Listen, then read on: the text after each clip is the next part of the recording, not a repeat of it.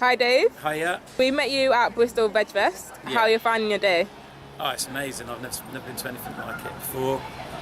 Just the size of it, I was expecting it to be really tiny and, you know, a few randoms wandering around, and it's just mayhem. It's amazing. Yeah, it's great. What's the best thing you've seen at Bristol Vegfest? Loads of free food. Yeah. Just go around picking food, and yeah, it's amazing. Yeah, it's really, really good. So it even to me, I mean, I've been vegan for 23 years, and I wasn't aware that there was quite so much stuff around. And when you go to the shops, it's obviously quite expensive, so you might just stick to the stuff that you normally buy, and so you can go around it at the Bristol Vegfest, going around just picking loads of food and just feeling a bit cheeky, just eating lots of stuff. But actually, when you're out in the shops, you can be like, well, actually, I tried that and that was really nice. So I won't be buying much today because I'm a bit skint at the moment, but it's certainly doing the job of introducing me to lots of other products I didn't know anything about. Yeah. And I was just what I was really surprised about when I first walked in is that it was rammed with people, and it was just like, I know they're probably not all vegans, but they're probably mostly vegetarians or thinking about veganism, and it's just amazing to see what a popular idea it is, even if they're not all doing it, you know. So that was amazing to see, you know. So yeah, and it's 2 days. Apparently there was 8,000 people there yesterday. Wow. My friends have got a juice stall, and yeah, they said it was so busy. So that's amazing, you know. Do you think it's important for people to come to events like this and for these events to be created? Yeah, for sure, because it makes you realise that, you know, you're not like I've just moved to Bristol. And it's very easy to be vegan in Bristol because there's loads of restaurants, loads of cafes, loads of shops. It's really easy. It's actually really hard to find a major supermarket that I won't mention that I used to use a lot. I actually don't know where there is one of them, which is fantastic. But where I come from in Bournemouth, you know, you can feel isolated and you know, you have to kind of travel to a certain bit of town to go to a health food shop, or you know, so it feels like you're a little bit away from the norm, whereas somewhere like Bristol, I don't think I know very many people that aren't vegan, you know. so yeah, and it's really important to what I liked about your kind of mission statement was that your idea is to try and normalise the idea of veganism and to show that different people from different walks of life do it, and it's yeah, so yeah, it's really important that there's events like this, I think, for all of us to see that we're not just, you know, random people doing it. There's plenty of people, families, all kinds of people here, you know. So yeah, it's great, fantastic. So what are your interests and hobbies? Just music. Somebody asked me recently, I'm a bass player, and someone recently said on Facebook, they said, oh, but aren't you a guitarist pretending to be a bass player? And I said, no, I'm a vinyl records collector pretending to be a bass player. I have a huge record collection, lots of music, and everything I read about music, you know, music. So you're in a band? Yeah, a band called Sporadics. Yeah, we played like festivals a lot, and just about to release our second album, CD. I think we're going to put vinyl out this time as well. Yeah, but we're not a vegan band. In fact, I'm the only vegan in the band, and but yeah, we sort of choose to sort of focus on what we've got in common and the things that, you know, we sing conscious stuff about anti-fascism and trying to spread peace and love in the world and stuff like that, but there are other things and outlooks within us that are different, but we choose to sort of focus on what we've got in common and not what we haven't got in common. The alternative scene seems to embrace veganism quite a lot more than maybe other subgroups. Do you think that's true? Yeah, I mean, particularly, I mean, Bristol, as I'm discovering because I've just moved here, is it's everywhere. It's cafes, restaurant, you know. It's and it is a lot of. It's quite a lot in our band's kind of like a punk ska band, so, and with quite a heavy emphasis on the punk thing, and it's kind of more different for someone not to be vegetarian or vegan.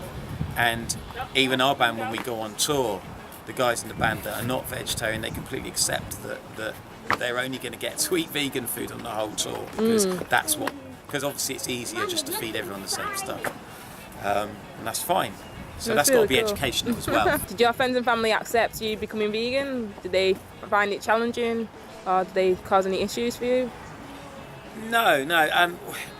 Where I've come across more difficulties, it's not difficulties, but where you get a bit more of a hard time with. I was in quite a standard kind of workplace, and there's a couple of people that I really got on with, and they were really, and I know that they were really nice people. But it was almost on a daily basis that they would kind of hassle me about veganism, and it wasn't because they were trying to learn about it, because they were thinking about doing it themselves. It was because I come to the conclusion it's because they felt bad about what they were doing themselves, because they were forever sort of justifying it, and I'd be like, well, I didn't even bring this up. I wasn't going to give you a hard time about being a meat eater. I'm not the sort of person that I've just recently taken to wearing a little button badge that says vegan on it, and that's really overt for me. I've got a friend who I've known for 30 years, and we only just recently discovered that we're both vegans, because, you know, is it something that I need to go on about every day, or is it just something that I choose to do for myself? You know, so I change my mind daily on that. But yeah, and since getting to Bristol, I've kind of thought, no, I should be a bit more overt about it. Just bought a vegan T-shirt, so you know, I'll wear it on stage, you know, and get more questions about it. And I think maybe we should talk about it more. Previously, I used to think it was more of a kind of private thing. It's like what we choose to do is what we choose to do, you know. But yeah, let's spread the word. Why not? So do you think it is a personal choice and right to eat what you want? Yeah, of course. Yeah. I mean, maybe we're lucky in this society that, you know, I'm not working at the moment. I'm not claiming benefits. I've literally got nothing coming in, which I'll sort out. But even someone at that level can afford to choose what they eat, and so perhaps it's quite a decadent thing to be able to do if you live maybe if you live in a third world country, or you're madly poor, then you couldn't afford to have that choice. But I can afford to have that choice living in this society, you know. If I was in a plane crash and landed and I had to stalk and kill something in order to survive, I would. But we don't need to. I'd do it. I'd be very upset that I had to kill an animal in order to survive. But no one in Western society has to kill an animal in order to survive. You know, they certainly don't need to go and buy styrofoam packaged meat products in order to feed their bellies, you know. So, you know, it's easy. It's an easy thing to do to be vegan. Yeah. What influenced you to become vegan? I'd been veggie for about 5 years, and there was a guy down where I used to live called Vegan Clive, and he was a great man for giving leaflets and really a really pushy person. Sorry, Clive, but I used to think that his way kind of maybe sometimes stopped people from kind of doing it, because they felt too kind of harangued into doing something. But anyway, he got on my case with a particular leaflet for a while. And what he kind of showed me was that that the animals that kept for meat production, they have a relatively good life. It's a short life, but they're kept quite well. And the animals that are kept for dairy have a hellish life and kept constantly pregnant and full of, the cows kept constantly pregnant, and filled full of drugs to make them produce more. They call it yield because it's a nice fluffy word, but I live in a country setting now, and I see the cows crossing the road sometimes when I'm driving into Bristol, and their udders are like almost dragging on the ground, and that's just not natural. It's not a natural state for a cow to be in. So to keep it brief, it was basically what I kind of realised was that I had a choice, because it was with that knowledge, it was actually hypocritical of me to stay vegetarian, and I had a choice to either go back to eating meat or to become vegan, because of the thing of the animals suffering more who are for the dairy industry than the ones that are kept for the meat industry. So no choice, veganism. I wasn't going to start eating meat, so that's where veganism started for me, and that was 20 odd years ago. I'm quite healthy. Yeah. That's cool. So do you have any tips for people that want to go vegan? Yeah, it's easy. Don't believe anyone when they tell you it's hard to be vegan. It's not hard to be vegan at all. You just stop eating some stuff and you start eating some other stuff, and just eat fresh vegetables, and find the vegan junk food. It tastes lovely. Love and understanding as unity. Thank you. The next song is called Unity.